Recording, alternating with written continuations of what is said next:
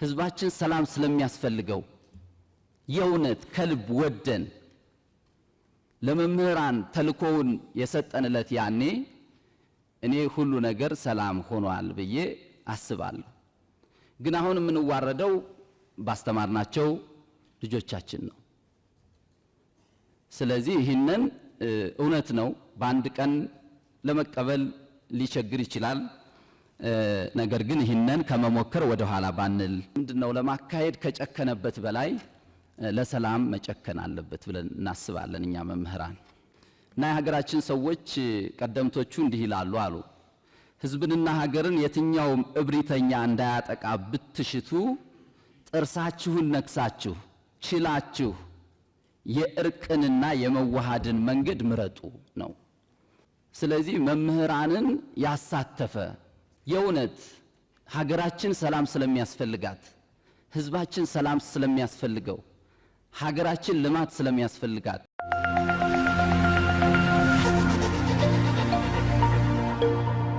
እንኳን ለገና በዓል በሰላም አደረሳችሁ እያልን የ30% ታላቅ ቅናሽ ያገኙ እንሎታለን። መጪውን በዓል ምክንያት በማድረግ በአገር ውስጥና ከአገር ውጪ ለሚኖሩ ደንበኞቻችን ታላቅ ቅናሽ ይዘንሎት መጥተናል። በመሃል ፒያሳ ከአብሮት ቤተ መጻሕፍት አቅራቢያ አራዳ ፓርክና ወዳጅነት ፓርክ ፊት ለፊት የ30% ታላቅ ቅናሽ የተደረገባቸውን አፓርትመንቶች እነሆ ይሎታል። ባለ 1 መኝታ በ3.6 ሚሊዮን ብር አጠቃላይ ክፍያ፣ ባለ 2 መኝታ በ6.9 ሚሊዮን ብር አጠቃላይ ክፍያ፣ ባለ 3 መኝታ በ9.5 ሚሊዮን ብር አጠቃላይ ክፍያ የግሉ ያድርጉ። በዚህ ቅንጡ የመኖሪያ መንደር ውስጥ መዋኛ ገንዳ፣ ጂምናዚየም፣ ደረጃውን የጠበቁ ሰፋፊ ሊፍቶች፣ ምቹና በቂ የመኪና ማቆሚያ ቦታዎች፣ ዘመናዊ የደረቅ ቆሻሻ ማስወገጃ፣ አውቶማቲክ ጄኔሬተር የተገጠመለት የከርሰ ምድር ውሃና ለተለያዩ አገልግሎት የሚውል ሰገነትን በአንድ አካቷል። ለበለጠ መረጃ ከታች ባለው ስልክ ይደውሉ። ጠቅላይ ሚኒስትር ሊያወያዩን ስለወደዱ ትውልድ ለመቅረጽ በሚወጡ በሚወርዱ መምህራን መላ መምህራን ስም ላመሰግኖ እወዳለሁ።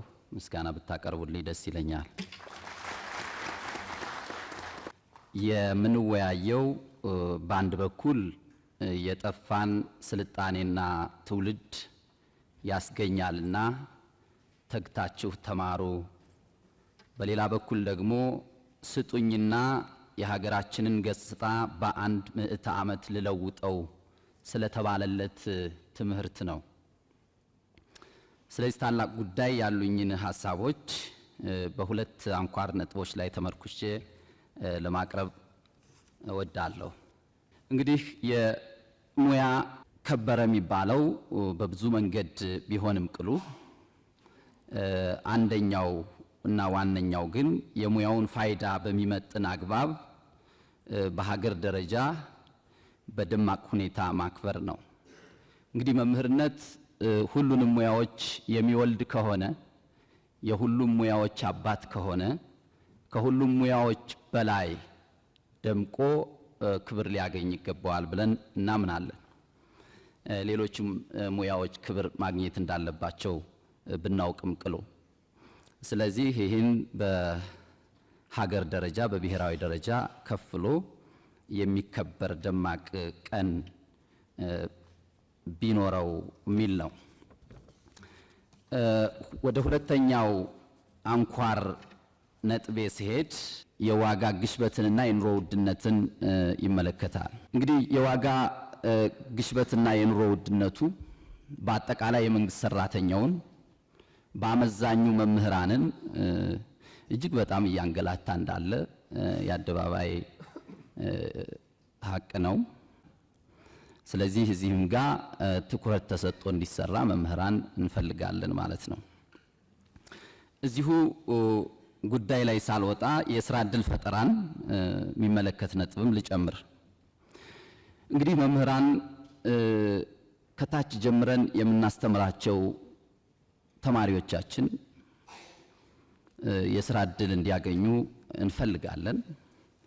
ሶስቱን የሥራ ዕድል ለመፍጠር ደግሞ በተለይ የሥራ ባህልን ለማሻሻልና በፕሮጀክቶች አፈጻጸም ላይ እየተደረገ ያለውን ጥረት ከፍ ለማድረግ የሥራ ባህል ለውጥ እንቅስቃሴ ሀገራዊ ጉዳይ ማድረግ ተገቢ እንደሆነ እናምናለን። በዚህም ሥራ ላይ መምህራን ሚናቸው ከፍተኛ ስለሆነ ታምኖ የሥራው አካል እንዲሆኑ በተለይ የስነ ጽሕፈቱ አካል እንዲሆኑ ቢደረግ ለማለት ነው።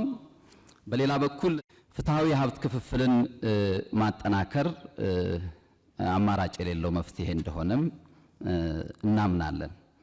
ስለዚህ በሀገር ደረጃ ፍትሃዊ የሀብት ክፍፍል እንዲኖር በዛ የሀብት ክፍፍል ሂደትም መምህራን በስራቸው ልክ በተሰጣቸው ተልዕኮ ልክ እና በሚወጡት ኃላፊነት ልክ የሀብት ክፍፍሉ ተጠቃሚ እንዲሆኑ ማድረግ ቢቻል ነው። እዚሁ ጋር ሌላኛው ጉዳይ የጦርነት አዙሪትን በተመለከተ ነው።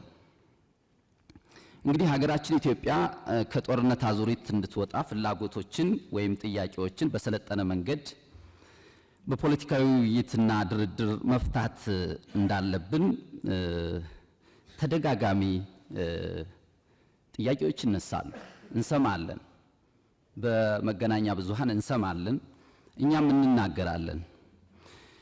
ነገር ግን ጦርነቱ ላይ እንደ ጨከነው ሁሉ የትኛውም ወገን ጦርነት ላይ የገባ የትኛውም ወገን ጦርነቱ ላይ የጨከነውን ያህል ሰላሙ ላይ መጨከን አለበት።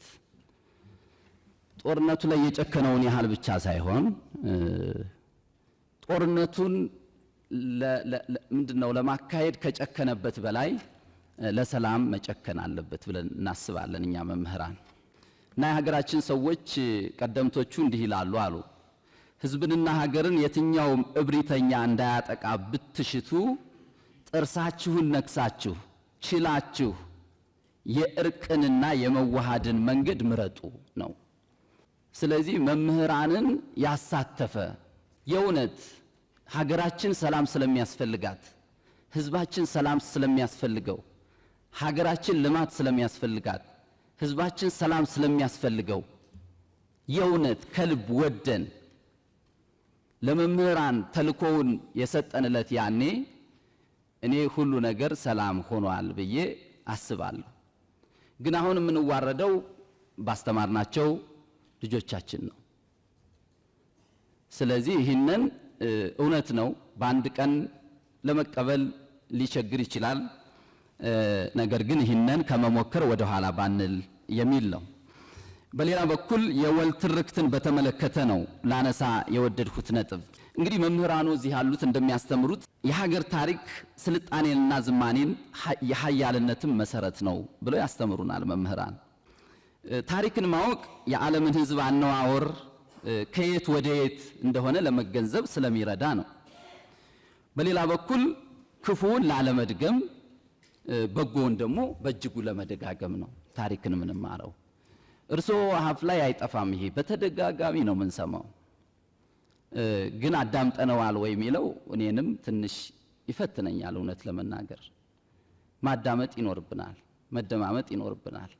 ስለዚህ ዜጎች ስራ ስራ ስራ፣ ኢንቨስትመንት ኢንቨስትመንት ኢንቨስትመንት፣ ትምህርት ትምህርት ትምህርት ትምህርት እንዲሉ የሚያስችል መሆን አለበት። ያ የወል ትርክት ሀገራቸውን የሚያፈቅሩ ሀገራቸውን የሚወዱ ልክ እርስዎ በተደጋጋሚ እንደሚሉት ለሀገራቸው የሚዋደቁ እርስ በርስ የሚዋደቁ ሳይሆን እርስ በርስ የሚጠፋፉ ሳይሆን እርስ በርስ የሚፈራረጁ ሳይሆን ሀገራቸውን የሚጠብቁ ሀገራቸውን የሚያለቡ አርበኞች እንዲሆኑ ማድረግ የሚችል በሆነ መልኩ መጻፍ ይኖርበታል ማለት ነው። በአመዛኙም ለዚህ መጠፋፋት ለዚህ መገፋፋት ያዳረገን ዘረኝነት፣ ጎሰኝነትና አክራሪነት ስለሆነ ድባቅ በሚመታ መልኩ መጻፍ አለበት። እውነት ነው። ያ ዘረኝነት ዝም ብሎ አልመጣም፣ ተዘርቶ ነው። ያ ጎሰኝነት ዝም ብሎ አልመጣም፣ ተዘርቶ ነው። ያ አክራሪነት ዝም ብሎ አልመጣም፣ ተዘርቶ ነው። ያ ዘር ግን መምከን አለበት። የሚመክነው ደግሞ በዛ ችለን በመናደርገው የወል ትርክት ነው ብለን እኛ መምህራን እናምናለን ማለት ነው። ይህን ካልኩ ዘንዳ እንግዲህ ከአንኳር ጉዳይ ላይ የመጨረሻ ማድርገው ብሔራዊ ጥቅምን ነው። ስለዚህ ብሔራዊ ጥቅምን በተመለከተ የውስጥና የውጭ ዲፕሎማሲን ብሔራዊ ጥቅምን በሚያረጋግጥ አኳኋን የተጀመረውን ስራ በማጠናከር የትውልዱን የባህር በር ጥያቄ የቀጠናውን ዘላቂ ሰላም በሚያስጠብቅ መልኩ መረጃና ማስረጃን መሰረት ባደረገ ዲፕሎማሲ ላይ አተኩሮ መመለስ ቢቻል። በአጠቃላይ መንግስቱ ለመምህራን ለሰጠው ክብር እና የመፍትሄው አካል እንድንሆን ይሄን የውይይት ጉባኤ ስለከፈቱልን ከልብ አመሰግናለሁ። ክብር የምንሰጥበትን መንገድም ጭምር። ለምሳሌ ጃፓን እስከ 10 ዓመቱ ድረስ ተማሪ ፈተና የሚባል ነገር የለም፣ ኤክስ እና ራይት የሚባል ነገር የለም፣ ጀጅመንት የለም። መዋለ ሕጻናት ከዛ ደግሞ ቢያንስ ከ1 እስከ 4 ሲማር ፈተና ተፈትኖ ራይት ኤክስ አይደረግም። የጃፓኖች ዋነኛ ዓላማ አንድ ሰው የሚሰራበት ዋናው እድሜ ይሄ እድሜ ነው። ከዛ በኋላ ብዙ መረጃ የጨመረ ይሄዳል እንጂ ፋውንዴሽኑ እዚህ ጋር ነው ያለው። እዚህ ጋር መማር ያለበት አንደኛ ቲም ወርክ፣ ከጓደኞቹ ጋር በጋራ መስራት፣ መደማመጥ፣ መተጋገዝ፣ ተፈጥሮን ማድነቅ፣ ኃላፊነት መውሰድ ነው ማስተማር ያለብን ብለው አልጋ ያስነጥፏቸዋል። ሽንት ቤት ያጸዳሉ፣ ግቢ ያጸዳሉ። አበባ በሆነ ሰበብ አበባ ቆርጠው አንዱ ጓደኛ ለአንዱ ጓደኛ ይሰጣል። አቲቲዩድ ላይ ይሰራሉ። እና ጃፓኖች መጀመሪያ ነው መሰራት ያለበት ኤርሊ ቻይልድሁድ ላይ ስራ ያስፈልጋል። እዛ ያልተገነባ ሰው ብላሽ ነው ብለው ያምናሉ። ምን እንማራለን ከዚህ? አሁኑኑ ዛሬ እንጀምር አላችሁም፣ ግን መፈተሽ አለብን። እንፈትሽ የሚያዋጣን ከሆነ። እኛ ምን አደረግን? እንደተባለው ከ30 ሺህ በላይ መዋለ ሕጻናት ገንብተናል ባለፉት 5-6 ዓመታት። ከ30 ሺህ በላይ በዚያ ምክንያት መምህራን የቀጠርን ነው። ለምን? ልጆች ቤት ከሚውሉ ጓደኞቻቸው ጋር ቋንቋ እየተናገሩ ስጠኝ አትስጠኝ እየተባባሉ ለአንደኛ ክፍል ቢዘጋጁ ይሻላል። እንደዚያ ካልሆነ ውሎ አድሮ የተሻለ ብቃት ያለው ሰው አናገኝም በሚል ሂሳብ ነው። ለምሳሌ የትምህርት በጀት ቢጨምር በጀት ችግር አለ። 2-3 አንስታችኋል። አንድ ዩኒቨርሲቲ ያለው በጀት ከራሱ ከትምህርት ሚኒስቴር ይበልጣል። ከራሱ ከትምህርት ሚኒስቴር ቢሊየንስ እኮ ነው የሚመደበው። ጓዶች አታውቁም እንዴ? ምን ያደርጋል ዩኒቨርሲቲ? ስታዲየም፣ ሆቴል፣ አጥር። ለዚህ እኮ ዩኒቨርሲቲ ይቁም ያልነው። ዩኒቨርሲቲ ማለት የኮንዶሚኒየም ግንባታ ማህበር ማለት አይደለም። ለምሳሌ ጅማ ዩኒቨርሲቲ ጤና ላይ የሚሰራ ከሆነ ይሁን ሆስፒታል ይገንባ። ሌላ ደግሞ ያለው አዳማ ዩኒቨርሲቲ ሳይንስ ላይ ከሆነ የሳይንስ ላብ ይገንባ። ፋሽን እኮ ነው ሁሉም ሆስፒታል። ፋሽን አይደለም? ይጥቀመው አይጥቀመው ሁሉ ስታዲየም፣ ሁሉ የሆነ አጥር ፓላስ ይመስል ይሄ ሁሉ ብር ይወጣበታል። እያንዳንዱ ዩኒቨርሲቲ የሚወስደው ገንዘብ ብትደምሩት የትኛውም ተቋም ኢትዮጵያ ውስጥ ያን የሚያክል በጀት የሚወስድ የለም። በተናጠል አትይዙ፣ ጉዳዩን በድምር ነው ማየት ያለባችሁ። ከኛ ቋት ሲወጣ ምናሰላው በዛ መንገድ ነው። ሁለተኛ ሃይ ስኩል አግዙ ደግፉ የተባለው በቅንነት ለምሳሌ እንደሚያነሳው እውነቱን ነው። መታገዝ የሚፈልጉ ክልሎች አሉ። በአየር ጸባይ ምክንያት፣ በስራ ባህል ምክንያት ብዙ የማይተጉ ክልሎች አሉ። ማገዝ አለብን። ግን ደግሞ እንደሚማወቅ ያለብን ነገር ፌዴራሊዝም የሚባል ስርዓት ኢትዮጵያ ውስጥ ይኑር ያስፈልጋል ብለን ካመን ሃይ ስኩል ማስተዳደር የእያንዳንዱ ዞንና ክልል ስራ መሆኑን ማመን አለብን። ሃይ ስኩል ሲበላሽ የፌዴራል ስርዓቱ ግን ፌዴራሊዝም አብሮ አይሄድም። ይሄ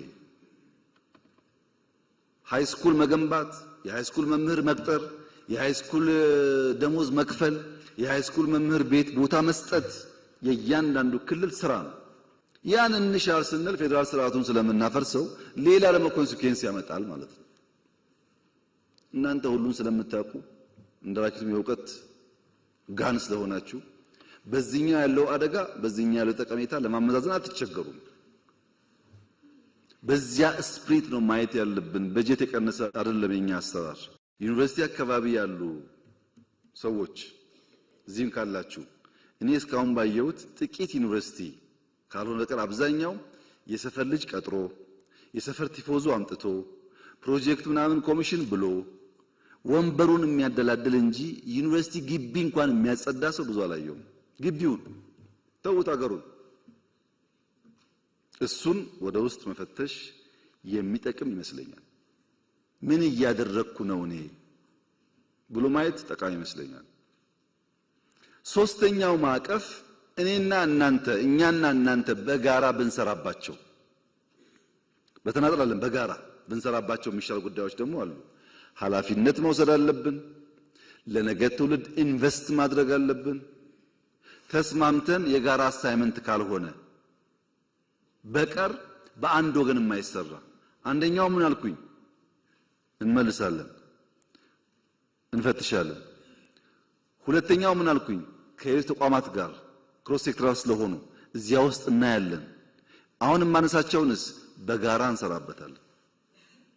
ያኔ መልሱ ሙሉ እየሆነ ይመጣል። አንደኛ ትምህርት ለትውልድ መቀጠል አለበት ብላችኋል። ትክክል ነው፣ መቀጠል አለበት። ግን የኔም የናንተም ስራ ነው።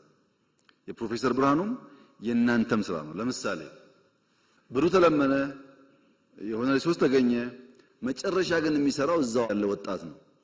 ለዛ ወጣት ያንተን ድጋፍ እንፈልጋለን። ይሄ ትምህርት ቤት ለልጆቻችን ነው፣ ለኛ ነው የሚሰራው፣ ማገዝ አለብን ብለ ካላስተማርከው በቀር ብሩ እያለ ስራው አይሰራም ማለት ነው።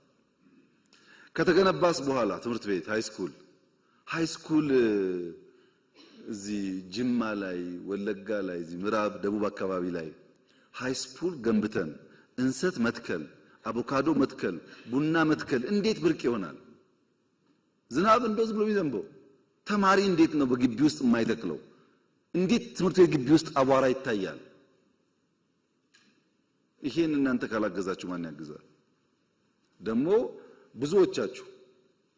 ብዙዎቻችሁ እርግጠኛ ነኝ ስትማሩ አርብ ከሰዓት ግቢ ማጽዳት፣ የትምህርት ቤት ጓሮ መኮትኮት፣ የትምህርት ቤት ቡና መልቀም ስራችን ነበር አልነበረም? በቃ እሱን ማስቀጠል አለብን። ተማሪ መስራት አለበት። ያን ካልተለማመደ ሰው አይሆንም፣ ሙሉ ሰው አይሆንም። ይሄን ከናንተ ድጋፍ እንፈልጋለን። ምርታማነት አርሶ አደሩ ፕሮዳክቲቭ እንዲሆን ኢኒሼቲቮች ሲመጡ ከዚህ ይሁነኝ ብላችሁ በየከባቢያችሁ ማየት። ለምሳሌ አሁን ኮሪደር ብለን ቢሾፍቱ፣ አዳማ፣ ሻሸመኔ፣ ጅማ፣ ነቀምት ወደ ምስራቅ ያለው እንኳን ትቼ እነዚህ ሁሉ ከተሞች ይገነባል ኮሪደር። ቢሾፍቱ ላይ ከዚህ ከአዲስ አበባ መውጫ ከአቃቂ እስከ ሞጆ ያለው 26 ኪሎ ሜትር መንገድ ኦሮሚያ የሚገነባው። የኦሮሚያ ከተማ በሙሉ ቢሾፍቱ ብቻ ቢሆን ኖሮ ጅማ ቢቀር ነቀምቴ ቢቀር ምናምን ቢቀር ኖሮ አዲስ አበባ ያየሽውን 100% ታይ ነበር እዛ። ኦሮሚያ ግን ትልቅ ነው፣ ብሩ ግን ውስን ነው። በዚያች ውስን ሀብት ልክ እንደ አዲስ አበባ አንድ ቦታ የሚታይ ጉዳይ ማድረግ አይችልም። ይሄን እናንተ አንደርስታንድ ማድረግ አለባችሁ። ኮሪደር ከተማ ላይ ግን ቢያንስ በትንሹ እኔ እንኳን በቅርበት እመራቸው ጅጅጋ፣ ሐረር፣ ድሬዳዋ 3 ትላልቆች አሉ። በምስራቅ ጅማ፣ ነቀምት አለ፣ ቢሾፍቱ፣ ሮቤ አለ፣ ሐዋሳ፣ አርባ ምንጭ፣ ሶዶ፣ በቅርቡ ደግሞ ያየሁት ማዕከላዊ ክልል ውስጥ ያሉ 3-4 ከተማዎች፣ በተለይ ደግሞ የሀዲያ ዋና ከተማ አሉ እንቅስቃሴዎች። መጠናቸው ግን እንደ አዲስ አበባ መሆን አይችልም፣ ብሩ ትንሽ ስለሆነ። እዛ የሚዋጣው ብር ውስን ነው፣ የሚሰጠው ብር ውስን ነው። ልክ እንደ አዲስ አበባ ማድረግ አይቻልም። ወደ ዋና ጉዳይ ስመጣ በቅርቡ በሃላባ፣ ከምባታ፣ ሀዲያና ስልጤ የገጠር ኮሪደር ብለን ጀምረናል። እነዚህ ስራዎች 4-5 አርሶ አደር ሶላር ሲስተም ያለው ሽንት ቤት ያለው ሳሎን መኝታ ቤት ያለው የከብቶች ቤት ያለው መጠነኛ ጓሮ እርሻ ያለው ሞዴል ለመስራት ነው። በእኛ አቅም 4 ጀመር። እዛ አካባቢ ያላችሁ ሰዎች ፎሎ አድርጋችሁ ደግፉ፣ እንዲባዛም አድርጉ። ያ ነገር መንግስት አክሮስ ዘ ካንትሪ ቤት ሊገነባ አይችልም። ታውቃላችሁ። ማሳያ ስራ ነው የሚሰራው። ባለፉት 6 ዓመታት አዲስ አበባ ላይ እዚህ አዋሬ እያፈረስን ስንገነባ ታውቃላችሁ። አሁን ደግሞ አዲስ አበባ ይበቃል ብለን በገጠር ኮሪደር አርሶ አደር ለመንካት መተናል። እሱን ማስፋት ላይ ብታግዙን፣ የጋራ ትርክት መገንባት ላይ ቅድም እንደሚያነሳው 100% ከሐሳቤ ጋር ይስማማል። የጋራ ትርክት መገንባት ላይ እንደሚያስፈልግ አውቀን ስትራቴጂ ቀይሰን እቅድ አውጥተን እየሰራንበት ነው። የእናንተ ድጋፍ ግን ያስፈልጋል። ሰው ነው፣ ሰው አትግደል፣ ወንድምህ ነው የሚል እሳቤ በየቀኑ በየትምህርት ቤት ካልተነገረ በስተቀር በሚዲያ ብቻ በቂ አይደለም። አብረን እንስራ። እሱ ምርታማነት ላይ ስንዴው፣ ቡናው፣ ሻዩ ፕሮዳክቲቪቲ እንዲያድግ አርሶ አደር ማንቃት ማስተማር ላይ አብረን እንስራ። የትምህርት ጥራት ላይ አብረን እንስራ። በመንግስት ፖሊሲ ብቻ አይመለስም። መልካም አስተዳደር አብረን እንስራ። እናንተ እኮ ናችሁ የሁሉ ሰው አስተማሪ። ቅድም እንዳላችሁት ቀበሌ ላይ የሚረብሸው ወረዳ ላይ የሚረብሸውን ሰው ያስተማራችሁትን ሰው እባክህን ህዝብ አገልግል፣ ነውር ነው፣ ታሪካችን፣ ባህላችን ብላችሁ ብትመክሩ ብዙ ሰው ሊቀየር ይችላል። አግዙ። እሱ ላይ እኔ ጋር ብትወረውሩ ጠጠሩን ብቻዬን አልፈታውም። ብንተጋገዝ ግን ሊቀንስ ይችላል። እንደነዚህ አይነት ጉዳዮች በጋራ ብንሰራ የኛን ሁኔታ ተገንዝበን ብዙ ዕዳ ያለበት ሀገር መሆን አውቀን ከኋላ ደግሞ አርፍደን ደራሽ ስለሆን ፈጥነን ቀንም ማታም ሰርተን ነገር እንቀይር ካላችሁ መተጋገዝ ይፈልጋል። አንዳንዱን እንመልስላችኋለን፣ አንዳንዱን እንፈትሻለን ፖሊሲዎቻችን። አንዳንዱን ግን በጋራ ካልሰራን በቀር በእኛ ብቻ አይመለስም። ካገዛችሁም ካገዝናችሁ ከተጋገዝን ግን በእርግጠኝነት ጊዜ ይወስዱ እንደሆን እንጂ እየተፈቱ ይሄዳሉ። በመንግስት በኩል እነዚህን ያደሩ ችግሮች በ5 ማዕቀፍ ውስጥ ልንፈታ ወስነናል። በ5 ማዕቀፍ ውስጥ የመጀመሪያው ኢንክሉሲቭ ናሽናል ዲያሎግ ነው። ብዙ የሚያጨቃጭቅ ጉዳይ ያለን፣ ግን ቁጭ ብለን በንግግር እንፍታ፣ በውይይት እንፍታ፣ በመደማመጥ እንፍታ። መደማመጥ ያስፈልጋል። የአንዱ ፍላጎት ሲሳካ አንዱ ስለሚያኮርፍ አንዱን አስኮርፎ ደግሞ የተሟላ ሀገር መፍጠር ስለማይቻል እንወያይበት ነው ያልነው።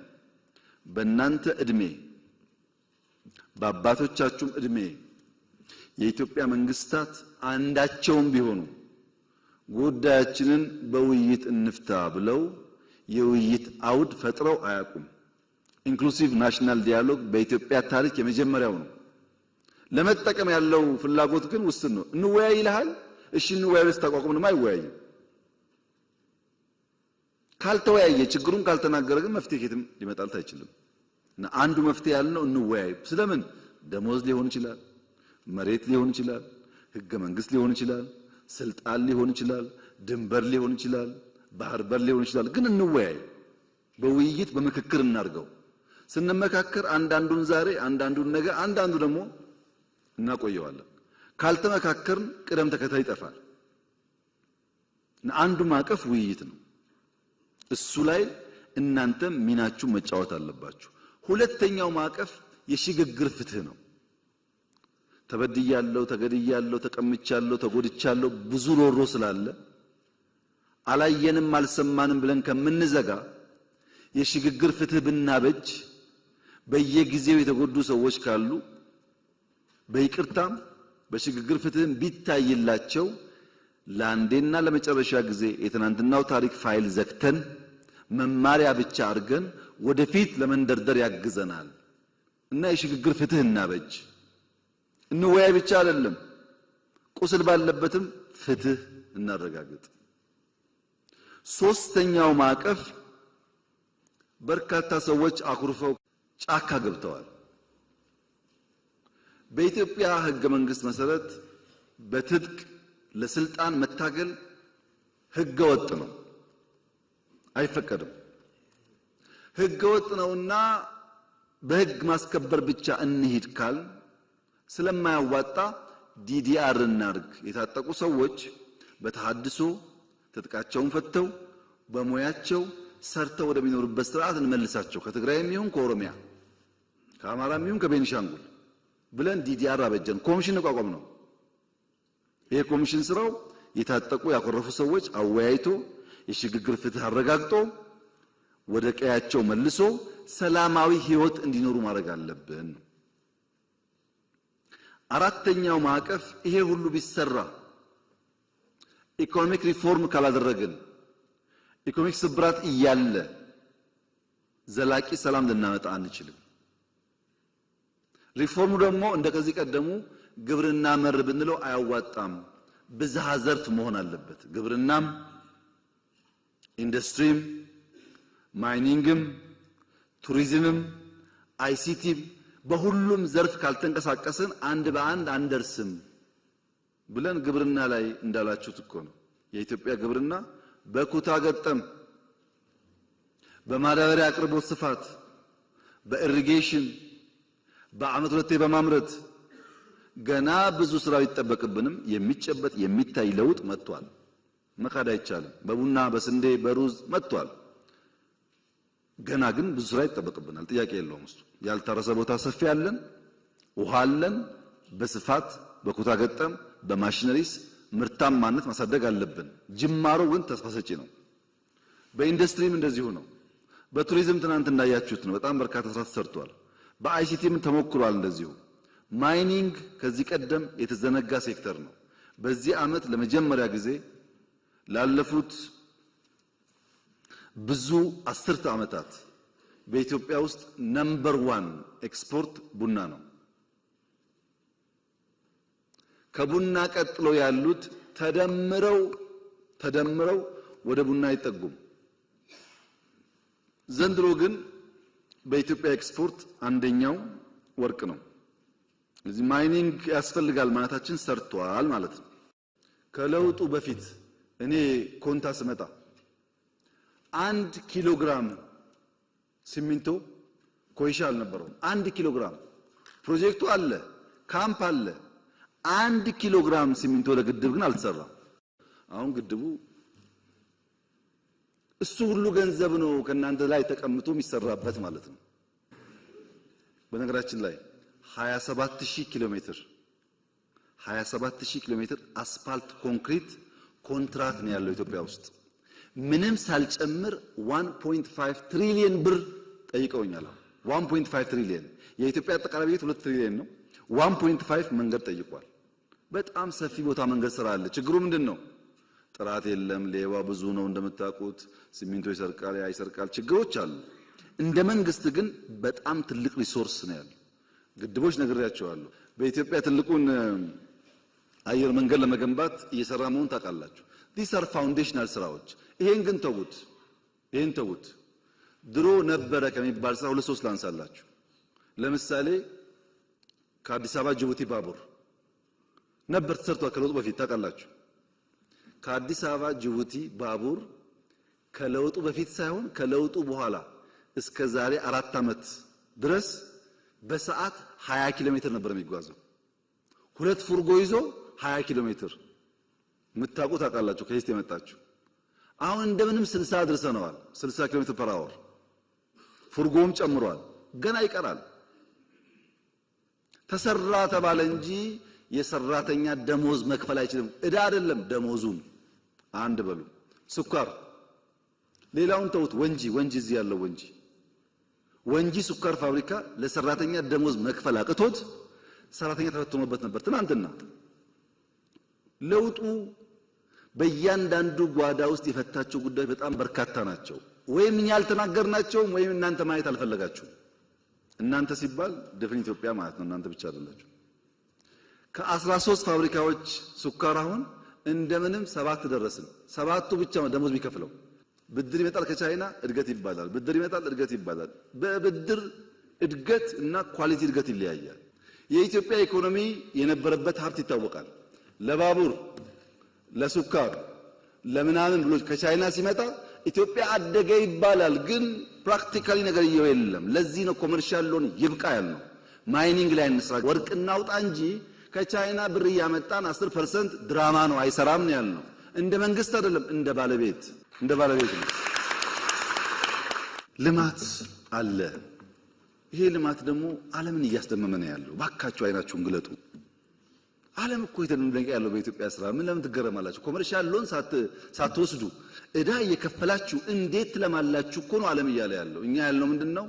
ሀገራችን ነው ሱሙኒም 10 ሳንቲምም ከመምህርም ከውጭም ተሰብስባ ኢትዮጵያን የምትውለው አንድም ሳንቲም እኛ እያወቅን አትወጣም። ምን ለማው ለዚህ ነው። ይሄው የኃይለ ሥላሴ ቤተ መንግስት እኮ 50 ዓመት ተዘጋ። እሳቸው ሞቱ። ደርግ 10 ምናምን ዓመት ዘጋ። እዚህ ገባ አልፈልግም አለ የፊውዳል ስለሆነ። ኢህአደግ 20 ምናምን ዓመት ወይም 30 ዓመት ከኛ ጋር ተደምሮ ዘጋ። ከ50 ዓመት በኋላ ሰው አደሰላችሁ። ትውልድ ያድሳል። ዛሬ ጫካ ብሎ ቢሳደብ ዛሬ ምናምን ችግር የለውም። ትውልድ ባያዝ የለውም። በእውነት ያየዋል። ያኔ ሁሉም ታሪክ ይወጣል። ይልቁንስ እኔ ቢሮ ስገባ 59% የኢትዮጵያ ጂዲፒ ዕዳ ነበር። አሁን እኮ የውጭ ዕዳ 13 አድርሰነዋል። አትጠራጠሩ፣ በጥቂት ዓመታት ውስጥ ከ10 በታች ይሆናል። ዕዳ አናውርስም። አምስተኛው የሰራነው ተቋም ላይ ተቋም ሪፎርም፣ ሎ ኢንፎርስመንት ኤጀንሲስ፣ ትምህርት ሚኒስቴር፣ ጤና ሚኒስቴር፣ ከተማ ሪፎርሞች ተቋማት ላይ ሲቪል ሰርቪስ ተቋም ካልተገነባ በቀር ስለማንሸከም ይሄ ስራ አምስቱም ኢንክሉሲቭ ናሽናል ዲያሎጉም፣ የሽግግር ፍትህ፣ የዲዲአር ታድሶ ፕሮግራም፣ ኢኮኖሚክ ሪፎርም፣ የተቋም ሪፎርም አምስቱም አድራሽ ነው እንጂ ግብ አይደለም። ግብ አይደለም። ስንናገር ውለን ብናድር ግብ መሆናችን ተናግረን ከዛ ወደ ልማት እንገባለን ነው። ተናግረን ውጊያ እንቀንሳለን ነው እንጂ ንግግር ግብ አይደለም። ግብ ነው እንዴ? ዲዲአር ግብ እኮ አይደለም። ከምንተዋኮስ አብረን እናርሳለን ለማለት ነው እንጂ ግብ አይደለም። እነዚህ 5 ጉዳዮች ማየት ያለባችሁ ልክ አንድ ሰው ትኬት ቆርጦ አሜሪካን ሲጓዝ እንዳለው ስፕሪት ነው። አንድ ሰው ትኬት ቆርጦ ወደ አሜሪካ ሲሄድ የሚሰጠው አንድ ወንበር ነው። ታውቃላችሁ፣ ሰዓቱ 10 ምናምን ሰዓት ነው በረራው። አንድ ወንበር ይሰጠዋል። መቀመጫም ነው፣ ከደከመውስ አልጋም ነው። መንቀሳቀሻ ቦታ የለም። ታውቃላችሁ፣ ትንሽ ቦታ ናት አውሮፕላን ላይ። ሰው ቢርበው ምግብ ቢል አንዴ ሁለቴ ይሰጣል። ግን ይሰጥ ፈልገህ አይደለም፣ ይሰጣል። ታሽጎ ይሰጣል እንጂ ይሄኛውን አልፈልግም ምስር አድርግልኝ አይባልም። አየር ላይ ይባላል። ሽሮ አድርግልኝ እኮ አይባልም። ወይ ትበላለህ ወይ ትተዋለህ። ለምን? የአውሮፕላን ስራ ማድረስ ነው እንጂ እኮ አውሮፕላን በራሱ አገር አይደለም። የምትሄድበት እስከምትደርስ ሽንት ቤቱ ውስን ነው፣ መቀመጫ ውስን ነው፣ አልጋው አይመችም፣ መንቀሳቀሻ ቦታ የለም፣ ምግብ ውስን ነው። ችለህ ዋሽንግተን ስትደርስ ክፍት ይሆናል ማለት ወይ ከዛ ስመጣ ክፍት ይሆናል ማለት ነው። እኔና እናንተ ያለንበት ሁኔታ እንደሱ ነው። አድራሾች ነን፣ ወደ ብልጽግና አድራሽ ነን። ያሻነውን ነገር ማድረግ አንችልም። ማመን አለባችሁ ይሄን ጉዳይ። አድራሽ ነን። እኔና እናንተ አድራሽ ነን። ልጆቻችን ናቸው ብልጽግናን የሚያዩት። ለውጦች በሀገር ደረጃ እየመጡ ያሉት እኔና እናንተ አድራሽ መሆናችን ገብቶን አድራሽ የሚቸገረውን ችግር አምነን ከሰራን ብቻ ነው እንጂ ይድላን ካል አይሆንም። ግን በቃ የኔና የናንተ እጣ እሱ ነው። እጣ ወደቀብን፣ ተቸግረን መከራ በልተን ይሄ ነገር ማሸጋገር አለብን። እንደዛ ማሰብ ከናንተ ይጠበቃል። ሰላም ድሮና ዘንድሮ ሰላም ይለያያል። ድሮ ሽፍቶች ነበሩ ኢትዮጵያ ውስጥ። ልክ እንደ ባህል ነው መሸፈት፣ አዲስ አይደለም። ግን የድሮ ሽፍታ የአብነት ትምህርት ቤት አይዘጋም፣ መድረሳ አይዘጋም። መድረሳ ጋር ሲደርስ አክብሮ ነው የሚያልፈው። ሽፍታ አለ። ያ ሽፍታ ግን የአብነት ትምህርት ቤት መዝጋትን አያምንም። ሽፍታ አለ። መምህርን ማገት ግን በፍጹም አይሞክርም። እንደተባለው ነው። መምህር ነኝ ከተባለ እላፍ ይላል እንጂ መምህር አያግትም። የአሁኑ ሽፍታ መምህር ማገት፣ ትምህርት መዝጋት፣ ተማሪ እንዳይማር መከልከል የትግሩ አካል ያደረገ ግን ደግሞ እታገልልሃለሁ የሚል ሆኖ መጣ። ኒው ቻሌንጅ ነው ይሄ። በመንግስቱ ኃይለማርያም ጊዜ ድፍን ኤርትራ ድፍን ትግራይ ውጊያ ነበር ታውቃላችሁ። ግን ወያኔም ይሁን ደርግ ትምህርት ቤት እንዝጋ ይሉ፣ ሃይማኖት ተቋማት ይከበራሉ፣ ትምህርት ቤት ይከበራል፣ ሽማግሌዎች ይከበራሉ፣ የሀገር ሽማግሌ ይከበራል። ይሄ ነበር ባህሉ። አሁን እንደዛ አይደለም። ይሄ አንደኛው ችግር ነው። ሁለተኛው ችግርስ መምህራን ዩኒቨርሲቲ መኝታ ቤት በነፃ ስለሆነ፣ ምግብ በነፃ ስለሆነ፣ ኮምፒውተር ዩኒቨርሲቲ ስላለ፣ ጊዜ ስላለው ተማሪ ያን የእውቀት ማድ የሚገኝበትን ሪዝኒንግ የሚያድግበትን ተቋም ጽንፈኝነት እንዲሰራፋበት፣ ውሸት እንዲስፋፋበት፣ ስድድብ እንዲበዛበት፣ ዕውቀት ሳይሆን ቅጥፈት እንዲፈበረክ አልፈቀድንም ወይ? አልፈቀድንም? በመንግስት ኢንተርኔት፣ በመንግስት ኮምፒውተር፣ በመንግስት ቢሮ ውስጥ ቅጥፈትና ውሸት እንዲሰለጥኑ አልፈቀድንም ወይ? we have to ask ourselves። ሁለተኛ መምህር የእውቀት አባት የተከበረው የተፈራው የተወደደው ሽማግሌው አስታራቂው የእውቀት አባትነቱን ጥሎ አልሸፈተም ወይ? አልሸፈተም መምህር። ስንቱን መምህር እኮ መልሰናል። በይቅርታ የሚያስተምሩ እኮ አሉ። ገብተው ወጥተው ሞክረው ሲያቀታቸው አሉ እኮ የተመለሱ የሉም? መምህር አይሸፍትም። መምህር ሽፍታን ክላሽ አስጥሎ ብዕር ያስይዛል እንጂ ብዕር ጥሎ ክላሽ አይዝም። እናንተም ተበላሻችሁ፣ ሽፍታውም ተበላሸ። የተበላሸ ሀገር መሆኑን ማመን ያስፈልጋል። የመጀመሪያው ይሄ ነው። እንዴት እንፍታው ነው አሁን ጥያቄው። እኛ 3 መንገድ ነው ያሰብነው። አንደኛው ሰላም ሚኒስቴር አቋቁመን አልነበረም ድሮ? ሰላም ያስፈልገናል፣ የሰላም ኮሚሽን ብለን በተቋም እንስራ